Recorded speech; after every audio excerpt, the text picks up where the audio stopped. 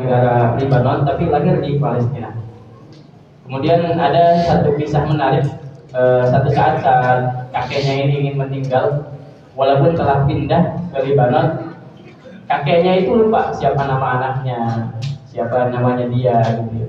Tapi saat meninggal dunia, saat akan meninggal dunia, yang diingatnya cuma satu, kaifa ahwalul Palestina, bagaimana kondisi negara saya Palestina, apakah sudah merdeka?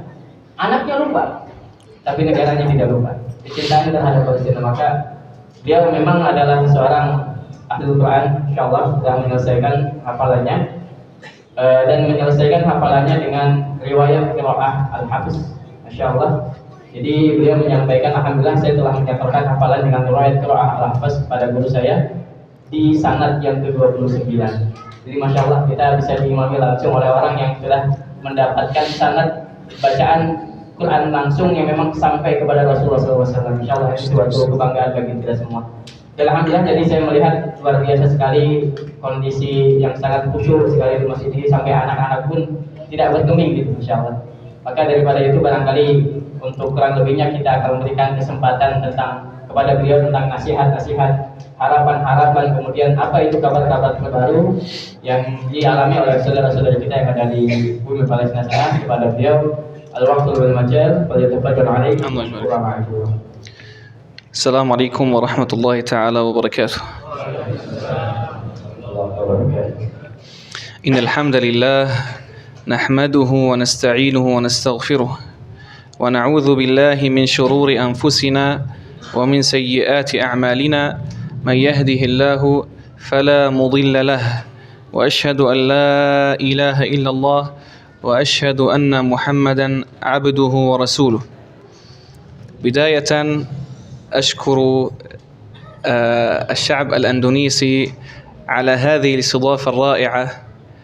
ورأيت سبحان الله، جلست في أندونيسيا لمدة 3 أيام، ولكن رأيت في عيون الأندونيسيين أنهم يحبون القضية الفلسطينية ويحبون الشعب الفلسطيني، وأنا أقول لكم أن الشعب الفلسطيني أيضا يحبكم. Baik, setelah beliau menyampaikan salam dan puji dan syukur kepada Allah, juga salawat kepada Rasulullah SAW, beliau mengucapkan di awal bahwa sangat senang sekali, sangat bersyukur sekali dan berterima kasih sekali atas sambutan yang begitu sangat meriah di Indonesia khususnya. Dan beliau sejak 3 hari berada di Indonesia sudah melakukan safar ke berbagai masjid. Terlihat dari mata-mata kaum muslimin yang ada di Indonesia, Masya Allah, mata-mata mereka terpancar daripada hati-hati yang di dalamnya terdapat kebaikan dan perhatian kepada saudara-saudara yang ada di Palestina sana. Dan sebagaimana, karena kondisi tersebut, hati dengan hati itu akan sampai.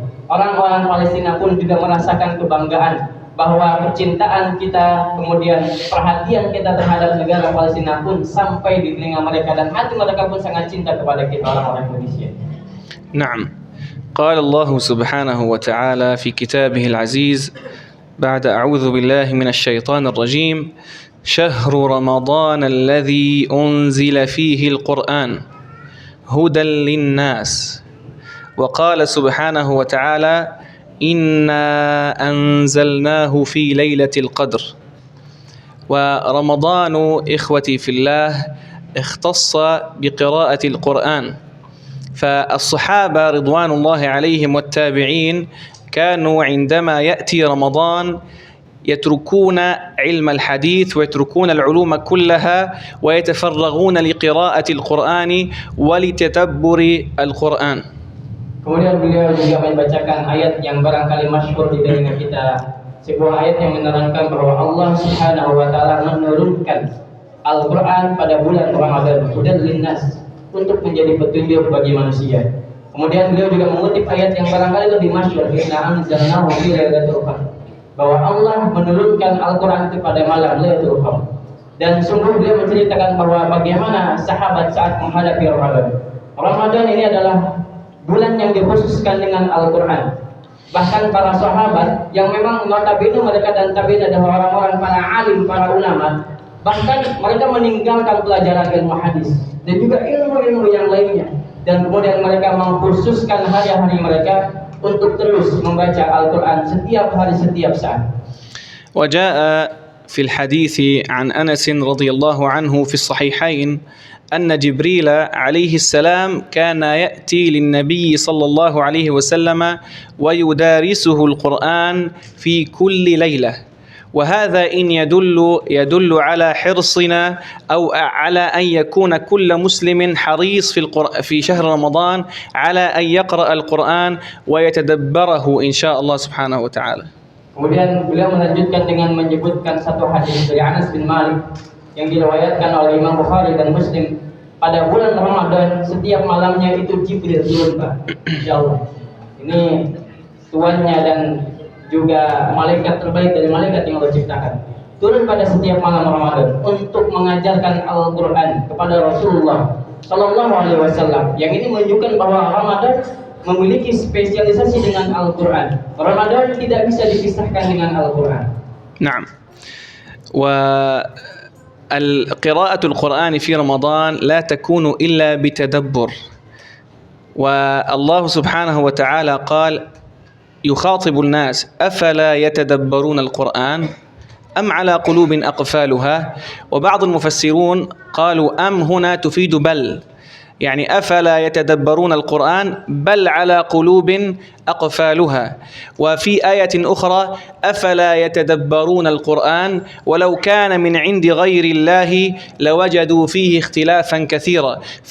فالأولى في شهر رمضان أن نقرأ القرآن ونتدبره، لا أن نقرأه عجلة. العبرة ليست بكثرة الختمات، وإنما العبرة بأن نفهم آيات الله سبحانه وتعالى، فهذا كلام الله سبحانه وتعالى. فهناك آيات تخاطبنا كمسلمين، وهناك آيات تعرض لنا الجنة، وهناك آيات تعرض لنا النار. فعندما نأتي إلى ذكر الجنة ندعو الله سبحانه وتعالى أن يرزقنا إياها، وعندما يأتي ذكر النار ندعو الله سبحانه وتعالى أن يعيذنا من النار، وعندما يأتي مثلا الصالحون نسأل الله سبحانه وتعالى أن يحشرنا معهم يوم القيامة. Baik, beliau juga melanjutkan bahwa bacaan Al-Quran tersebut itu tidak akan berdampak apa-apa kecuali dengan kita mentadaburinya. Kita menghayati daripada bacaan Al-Quran tersebut. Karena memang Allah memerintahkan kita untuk bertadabbur dengan Al-Quran. Afala yatadabbarun Al-Quran. Maka tadabbur tersebut itu hanya bisa dilakukan oleh orang yang mereka membacanya dengan penuh kehati-hatian, membacanya dengan pelan-pelan, membacanya dengan penuh perhatian. Karena kalau misalkan kita membacanya dengan cepat-cepat, kita tidak bisa mengetahui bahwa di sana terdapat ayat-ayat yang terdapat ancaman, yang terdapat di dalamnya basyir dan juga kabar-kabar gembira. Dan tentunya kalau misalkan kita membacanya tidak dengan tadabbur, maka kita akan melewatkan dari bagaimana seharusnya saat kita membaca ayat-ayat yang dimana disebutkan di sana adalah surga. Maka seharusnya kita meminta agar Allah memasukkan kita ke dalam surga. Dan apabila kita membaca ayat-ayat yang di dalamnya terdapat bagaimana kondisi neraka, maka kita meminta kepada Allah agar Allah melindungi kita daripada siksa api neraka dan lain sebagainya.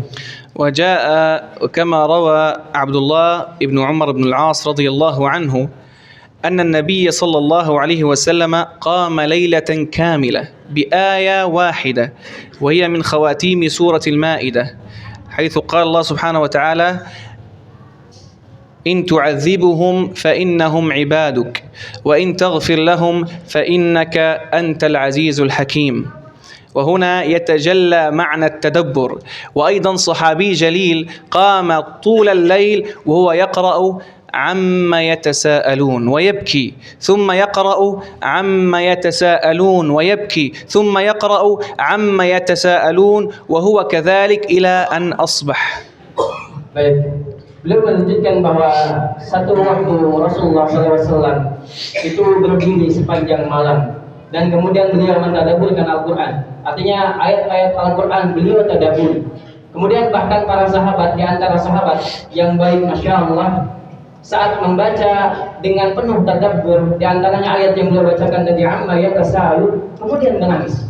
Yang keduanya membaca lagi amma yatasaalun, kemudian menangis. Pun yang ketiganya saat membacakan amma yatasaalun, menangis lagi. Artinya memang kalau Al-Quran itu kita baca dengan tadabbur akan memiliki dampak yang sangat luar biasa kepada diri kita. ومن الآيات التي يجب أن نتدبرها لكي نتعلم منها المؤمنون والمؤمنات بعضهم أولياء بعض. وقال النبي صلى الله عليه وسلم: المؤمن للمؤمن كالبنيان المرصوص يشد بعضه بعضا. ونحن نرى ما يحصل الآن مع أهلنا في فلسطين ونشاهده، والعالم كله يشاهده، إن كانت حقوق إنسان ولا إن كان مجتمع دولي ولا إن كانت أي حقوق، كلهم يسكتون إذا كان في حق مسلم. أما إن كان بغير مسلم فهم يتكلمون ويصدعون رؤوسنا بالشعارات الرنانة بحقوق الإنسان. Insyaallah. Dan beliau menyebutkan di antara ayat-ayat Al-Quran yang perlu kita tadabburi adalah al-mu'minu wal mu'minatu awliya ba'duhum ba'd, bahwa antara mukmin dengan mukminah yang lainnya mereka itu adalah saudara. Mereka itu adalah dihubungkan dengan tali keimanan. Bahkan dalam surat yang berikutnya beliau menyebutkan bahwa seorang mukmin dan mukmin yang lainnya diibaratkan seperti bunyan yang tersusun rapi, yang memang rapat, yang memang bersatu. Maka bagaimana kita melihat kondisi di Palestina, hal yang ada di Palestina? Mungkin barangkali hari ini saat kita membicarakan dengan hak-hak kaum muslimin, kebanyakan daripada orang-orang di luar sana diam. Tapi saat bersangkutan dengan hal-hal yang tidak berkaitan dengan perhatian terhadap kondisi kaum muslimin, mereka menganggap, wah, mana hak asasi manusia, seperti ini, komen banyak sekali. Tapi saat kondisi umat muslimin yang dinaikkan di atas alam ini, di muka bumi ini, tiba-tiba semuanya diam, tidak banyak yang berperhatian. فنحن كمسلمون سنسأل أمام الله سبحانه وتعالى. ستسألون يا مسلمون، ستسألون عن كل دمع قطر الدم، عن كل طفل ضل، ستسألون. قولوا لنا ماذا تقول لربكم يوم الحساب، وماذا ينفع عذركم. أنتم ترون الأطفال، ستسألون عن هذا الطفل الذي يمشي قرابة 9 كيلومترات يذهب لكي يجد بعض الأرز، وعندما يجد الأرز يراه مختلطا بالتراب، يحاول قدر الإمكان أن يفصل التراب عن الرز لكي يذهب إلى إخوته الصغار ليطعمهم. Insyaallah. Beliau menyebutkan bahwa kita sebagai seorang muslim di hadapan Allah yang akan ditanya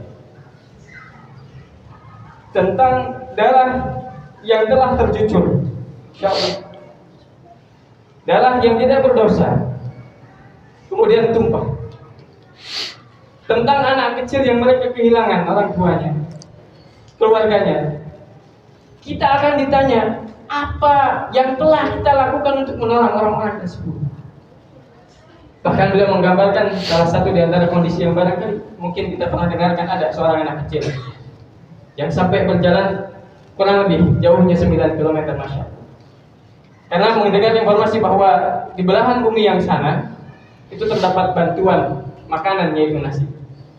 Anak ini, Pak, anak yang gak punya kecerdasan mungkin kepada akal yang mungkin sebagaimana didapatkan kita sebagai orang dewasa, jalan, Pak, jalan membawa tempat yang barangkali bisa nanti dia jadikan sebagai tempat untuk membawa nasi tersebut. Sampai di tempat itu, kemudian dia melihat bahwa nasi telah tercampur dengan pasir kosher. Padahal dia ingin membawa nasi tersebut. Bayangkan anak kecil yang tidak mengerti apa-apa ingin membawa nasi itu untuk diberikan kepada saudara-saudaranya yang masih kecil. Tapi Masya Allah, ternyata dia mendapatkan kondisi yang demikian. في غزة هناك آلاف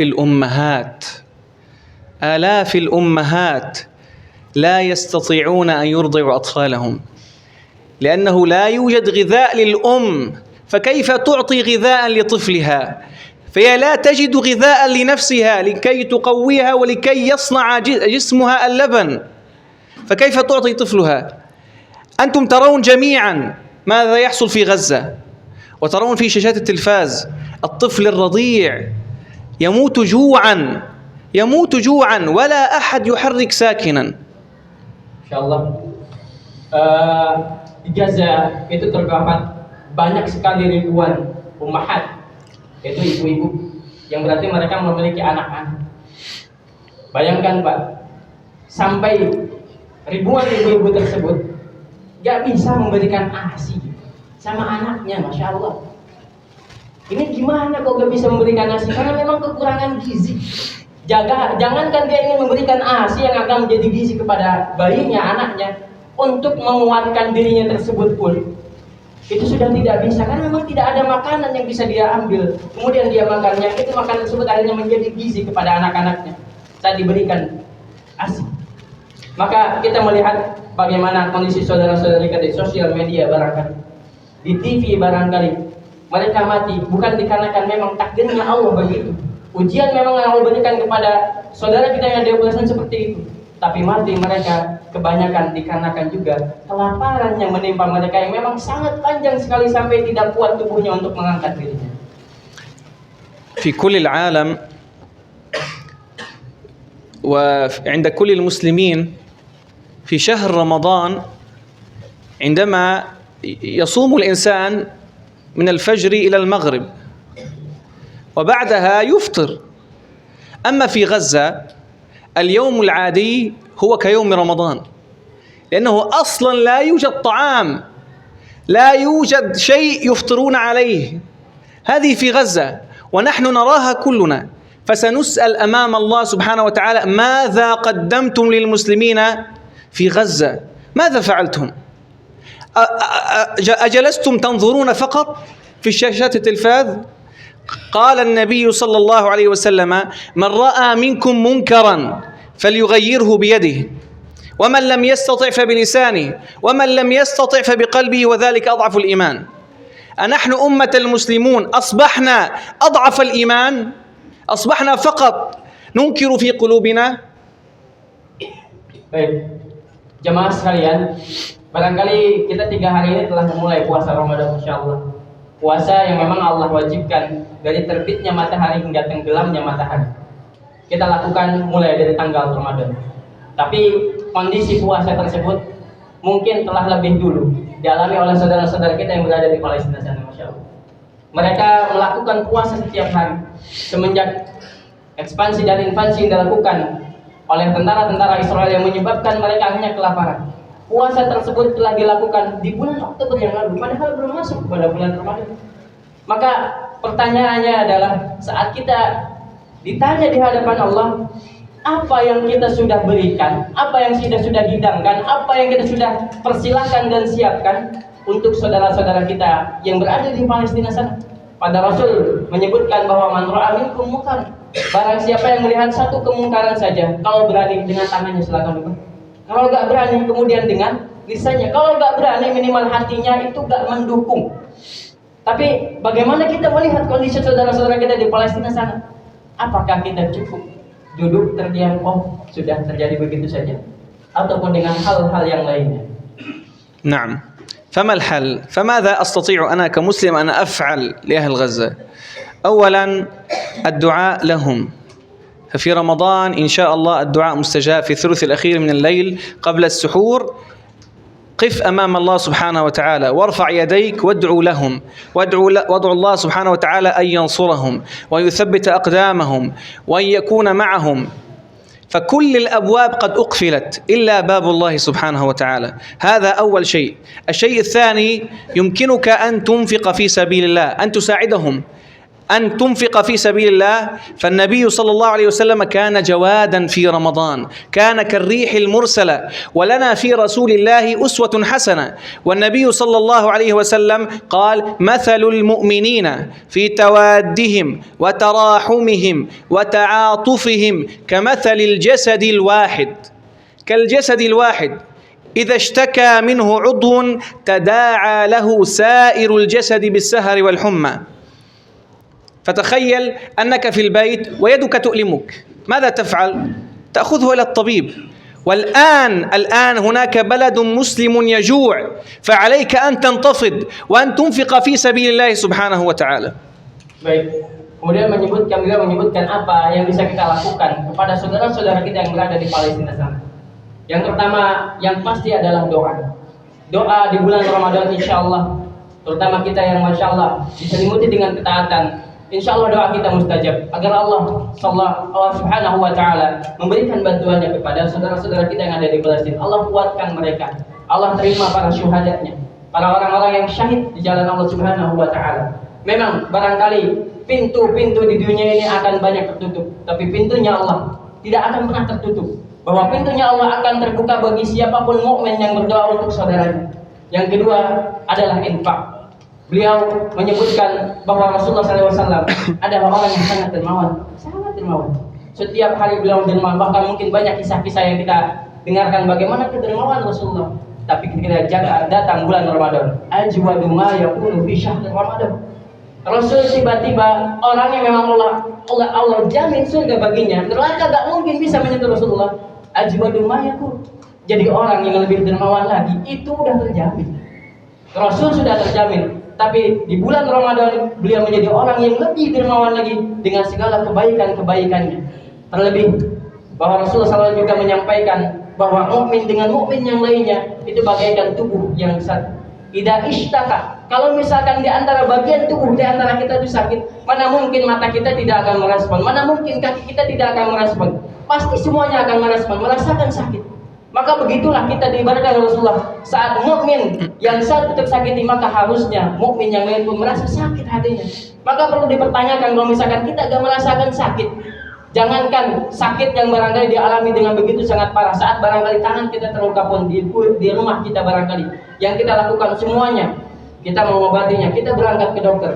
Maka ini yang disakiti itu bukan lagi jiwa, tapi nyawa yang memang tercabut. Bahkan mereka terancam untuk mati setiap harinya. وبارك الله بكم.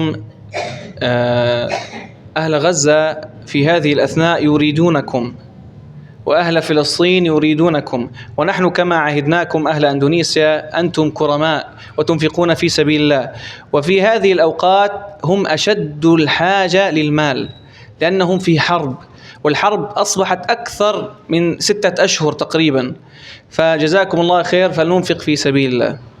Kemudian maka ahli Gaza, ahli Palestina ini menginginkan kita, ini membutuhkan kita. Dan karena kondisi yang sangat luar biasa, hebat sekali, kacau sekali, keperluan terpenting tersebut di antara yang mereka perlukan adalah infak dan juga bantuan daripada kita semua.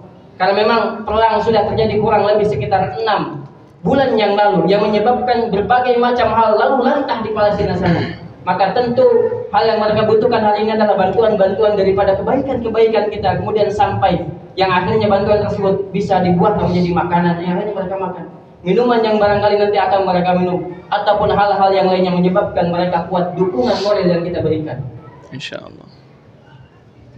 Nah, maka kepada para jemaah yang ingin memberikan daripada bantuan-bantuan terhebatnya, terbaiknya, alhamdulillah insyaallah Lasnas Dewan Dakwah siap untuk menjadi wasilah kepada para jemaah sekalian yang ingin memberikan harta terbaiknya kepada saudara-saudara kita yang ada di Palestina. Alhamdulillah, semenjak invasi Israel tanggal 7 Oktober, Lasnas Dewan Dakwah berkomitmen untuk memberikan bantuan kaum muslimin di tahap yang alhamdulillah sudah yang ke-8. Baik itu bersama pemerintah yaitu presiden, baik itu bersama TNI, baik itu bersama forum umat zakat yang lainnya, semuanya berkumpul agar bagaimana orang-orang Palestina itu bisa bertahan hidup, agar bagaimana orang-orang Palestina bisa mendapatkan dukungan moral daripada kaum muslimin yang ada di Indonesia. Alhamdulillah, tentunya hal ini tidak bisa dikerjakan, tidak bisa dilakukan kecuali atas bantuan kita kepada seorang muslim dengan muslim yang lainnya. Saya ingin sedikit mengutip saat Rasulullah SAW tiba-tiba beliau menangis. Tiba-tiba beliau mengatakan, "Ana ashtaqu bi ikhwani." Saya rindu banget sama saudara-saudara saya. Saat beliau menangis, sahabat pun heran. Ya Rasulullah, dikatakan, "Wahai Rasulullah, kenapa engkau menangis?" Ana ashtaqu bi ikhwani. Saya lagi rindu saudara-saudara saya. Nahnu ikhwanuka ya Rasulullah. Kami ini kan saudara-saudaranya kamu, wahai Rasulullah. Lah, bukan. Bal antum ashabi. Kalian itu sahabat-sahabat saya. Terus siapa yang kau maksud? Hum alladzi yu'minu bi wa lam yara.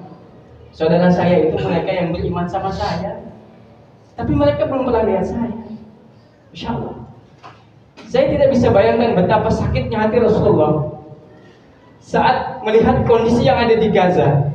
Saat darah tertumpah begitu sangat murah sekali, saat jiwa tercabut begitu sangat gampang sekali. Kemudian Rasul melihat kejadian tersebut dan kaum muslimin hanya diam. Maka bagaimana kecewanya hati Rasulullah yang jauh-jauh hari merindukan umatnya, tapi ternyata umatnya dibiarkan begitu saja. Mari, ayo Pak, apakah kita akan diam saja atau mengambil peran di perjuangan umat Islam? Baitul Maqdis itu akan merdeka, wallahi demi Allah akan merdeka Baitul Maqdis. Tapi kemerdekaan tersebut, apakah kita ingin mengambilnya menjadi bagian daripada kemerdekaan kaum muslimin di Baitul Maqdis? Beliau sering menyebutkan, insyaallah adli ba'da qalil waqtan qarib, kita akan sholat bersama-sama di Baitul Maqdis. Insyaallah. Takbir. Takbir. Maka Insyaallah. beliau ingin menjabat langsung, beliau ingin memeluk langsung. Barangkali ada di antara para jamaah yang berada di sini, siapa yang siap memberikan harta terbaiknya di jalan Allah untuk perjuangan rakyat Palestina, kami harapkan untuk bisa maju ke depan. Beliau ingin memeluk langsung, beliau ingin mendoakan langsung. Ada di antara para jamaah sekalian yang siap menginfakkan harta terbaiknya berapapun itu jalan Allah. Apakah ada? Kami ingin melihat bagaimana ikrar kita untuk perjuangan rakyat Palestina.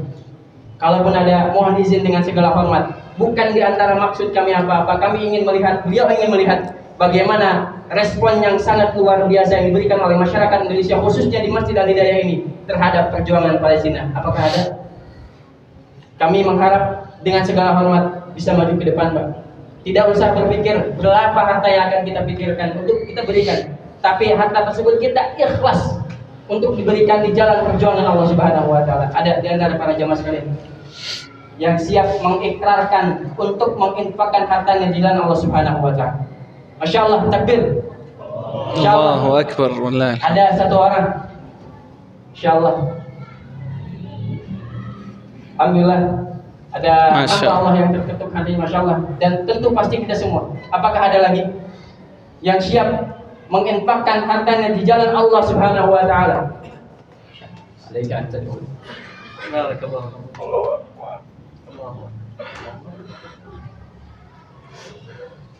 Air mata kepedulian ini tidak akan diam, Pak. Tidak akan diam. Air mata kepedulian ini menjadi saksi bahwa kita menjadi pejuang di jalan Allah. Ada di antara bapak dan ibu yang lainnya, barangkali kalau ibu bisa diwakilkan, khususnya bapak-bapak yang siap juga berinfak di jalan Allah. Boleh di sini dulu, Pak.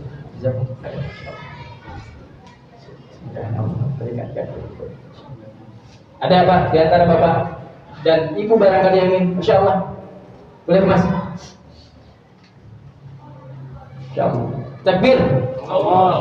Takbir.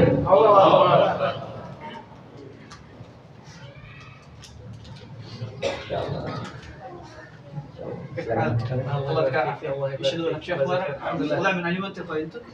أي منطقة في غزة؟ في غزة يعني في الخان يونس أو في الشمال. نعم. والله يعني أنا قديم يعني 3 سنوات أنا دراساتي بالأردن. ما شاء الله. والله في شريعة. أيوه ما شاء الله. إن شاء الله. نعم. الله يعطيك العافية. الله يعافيك. هذا إن شاء الله. الله يعطيك العافية. Masya Allah, takbir. Banyak sekali hati-hati yang terbentuk, Masya Allah. Apakah ada lagi di antara para jamaah yang siap? Insya Allah. Apakah ada lagi di antara para jamaah yang siap untuk menginfakkan sebagian harta terbaiknya di jalan Allah Subhanahu wa taala? Tidak harus hari ini, Pak, tapi kita ikrarkan bahwa insya Allah kita akan memberikan kepada saudara-saudara kita yang ada di Palestina. Kalaupun ada, kami ingin melihat bagaimana kesungguhan kita bermujahadah untuk menginfakkan daripada harta terbaik kita di jalan Allah. Apakah ada? Ada lagi? Masya Allah, mungkin banyak, tapi kami ingin melihat barangkali satu orang lagi yang siap menginfakkan harta terbaiknya di jalan Allah Subhanahu wa taala. الآن فلسطين تحتاج إليكم. فلسطين تحتاج إليكم. Orang-orang Palestina ini membutuhkan kita hari ini. Maka apa yang akan kita jawab terhadap kebutuhan mereka? Apakah ada lagi di antara para jamaah yang siap untuk mengikrarkan harta terbaik di jalan Allah? Insya Allah itu menjadi saksi bagi kita di hadapan Allah kalau kita berada di barisan perjuangan kaum muslimin yang berada di bumi Palestina sana. Ada di antara para jamaah sekalian?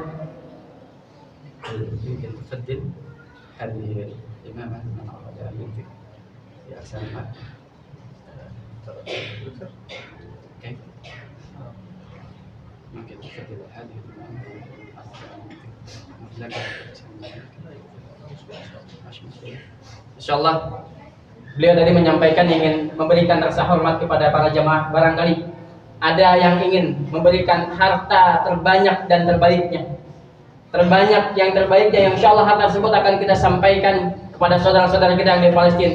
Beliau ingin memberikan dan ingin mengalungkan langsung syal yang beliau pegang, yang sedang beliau kalungkan. Ada di antara jamaah yang siap menginfakkan harta terbanyak yang mungkin bisa diinfakkan di jalan Allah Subhanahu wa taala. Jika ada barang ini kesempatan terakhir, Pak. Ini datang kepada kita tidak tiba. Beliau datang pada sini atas takdir Allah Subhanahu wa taala. Tentu ini adalah Allah ingin mengetuk hati-hati kita yang barangkali hari ini mungkin Masya Allah kita harus banyak bermuhasabah. Saudara-saudara kita di Palestina mengajarkan kepada kita bagaimana arti itu sabar. Karena setiap diberikan komentar, diberikan kesempatan untuk berbicara, mereka pasti memulai dengan Alhamdulillah, segala puji bagi Allah. Maka siapa yang ingin menyiapkan harta terbanyak dan terbaiknya untuk saudara-saudara kita yang berada di Palestina sana, ini kesempatan untuk kita semuanya. Apakah ada? Insyaallah beliau ingin mengalungkan langsung dan juga mendoakan langsung daripada penghargaannya kepada bapak ataupun ibu yang siap memberikan harta terbaiknya, harta terbanyaknya barangkali. Ada di antara bapak dan ibu? Insyaallah. Apakah masih ada yang siap untuk menginfakkan harta terbaiknya di jalan Allah? Apakah masih ada? Insyaallah kita tidak akan berugi apapun daripada sedekah yang kita berikan di jalan Allah. Jika ada kami mohon untuk siap maju ke depan.